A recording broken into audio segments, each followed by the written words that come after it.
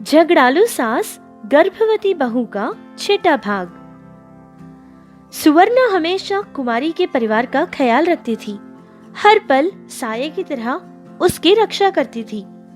कुमारी का बच्चा होने के बाद उसने काम करना छोड़ दिया था और उसका पति हरि दिन रात मेहनत करता था।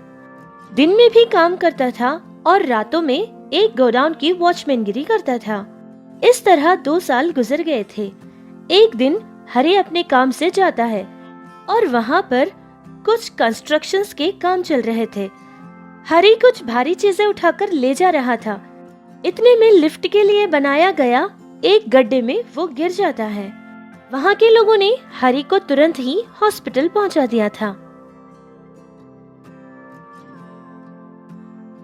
कुमारी, क्या हुआ और ये सब कैसे हो गया?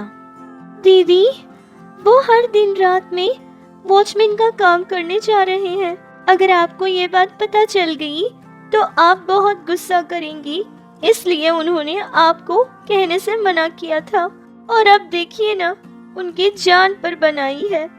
जहाँ वो काम कर रहे थे वहाँ उनको चक्कर आ गया था और वो एक गड्ढे में गिर गए थे। दीदी, मुझे बहुत डर लग रहा है दीदी। अरे ठीक है, इतना घबराओ मत, हम हैं ना, हम डॉक्टर से बात करेंगे। सुवर्णा और सूरज दोनों ही जाकर डॉक्टर से मिलते हैं। डॉक्टर, अब हरि कैसा है? He is out of danger now। बहुत ऊंचाई से गिरा ना, जिसकी वजह से उसके पैरों की बोन्स फ्रैक्चर हो गई है और राइट हैंड का बोन भी टूट चुका है।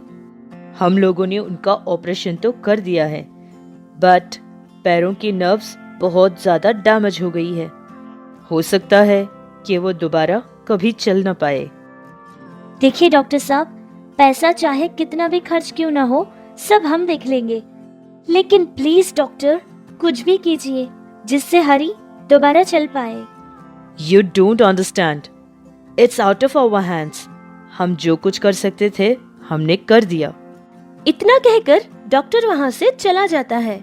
सुवर्णा को कुछ समझ नहीं आ रहा था कि ये सारी बातें वो कुमारी से कैसे कहेगी। सूरज, पता नहीं चल रहा कि ये सारी बातें कुमारी को मैं कैसे बताऊं। इतनी छोटी उम्र में उस बेचारी को क्या क्या सहना पड़ रहा है। इतने छोटे से बच्चे को लेकर वो ये सारी मुश्किलात का सामना कैसे करेगी। अरे don't worry Suvarna, we can take care of her ना, हम हैं ना उसके साथ। हम लोग चाहे उसके साथ कितने भी क्यों ना हो, लेकिन वो तो उसका पति है ना। ऐसी हालत में देखकर कोई भी पत्नी कैसे बर्दाश्त कर पाएगी।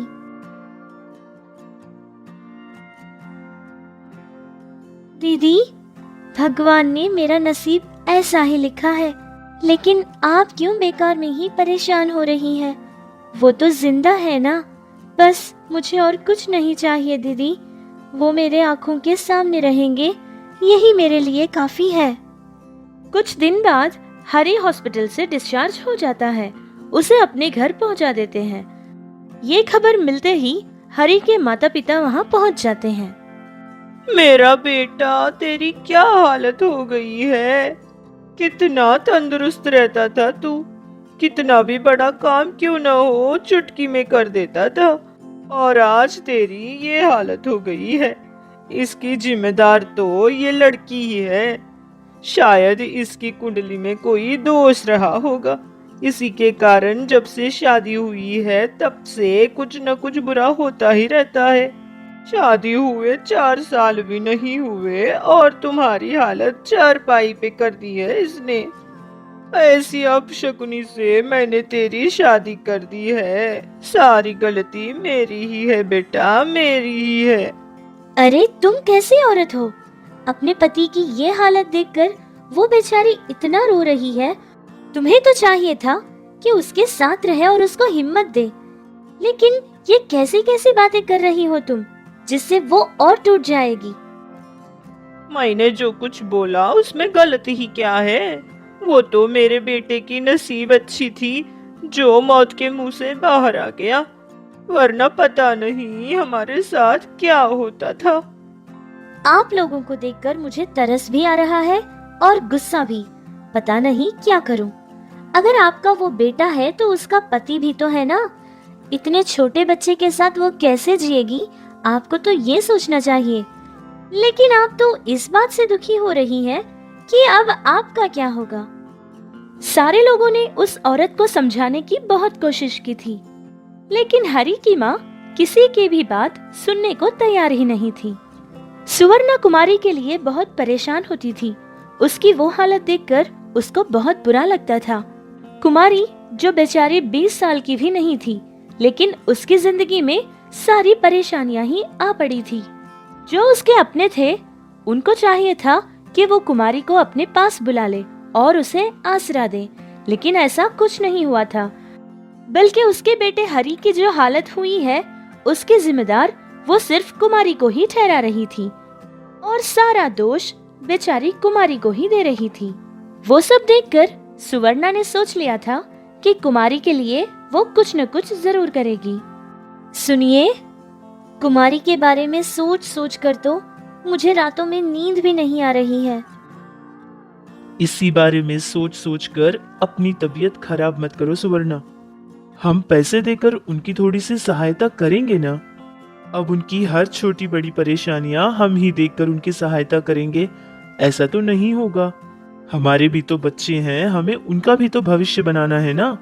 अगर ऐसी ही तुम सोचती रहोगी तो बहुत परेशान हो जाओगी। जितना हमारे पास है वो सारा अगर हम लोगों को दान करते जाएंगे तो क्या बचेगा भला। सूरज की कही सारी बातें सुनकर सुवर्णा बिल्कुल चुपचाप से हो गई थी, लेकिन उसको लगता था कि थोड़े से पैसों की सहायता करने से कुछ नहीं होगा। उसकी जिंदगी को किसी भी तरह सुधारनी है।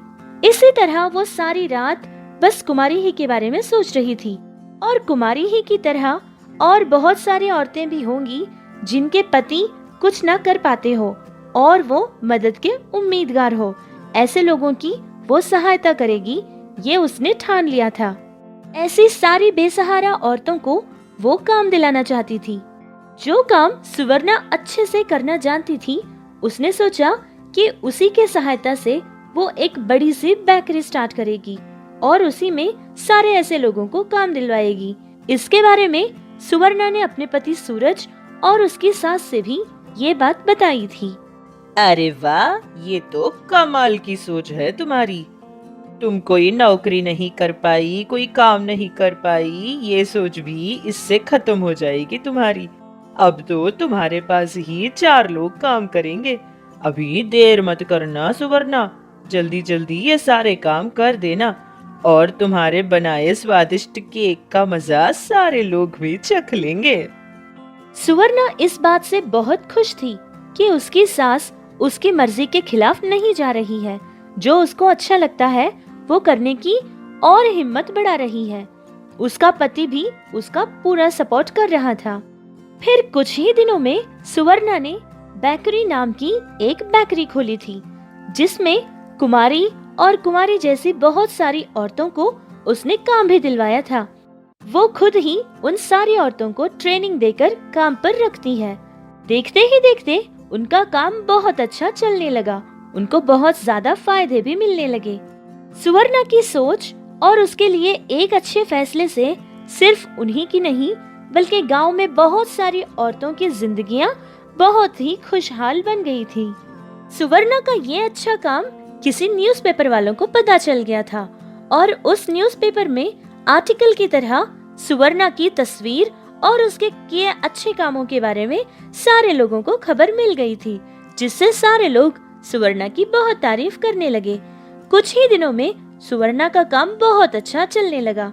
उसी गांव में नहीं, बल्कि और बहुत सारे गांवों में भी उसने अपने ब्रांचेस ओपन कर लिए थे और ऐसी ही बहुत सारी औरतों को उसने सहारा दिया था, जिससे उनकी जिंदगियों में खुशियां ही खुशियां भर गई थी।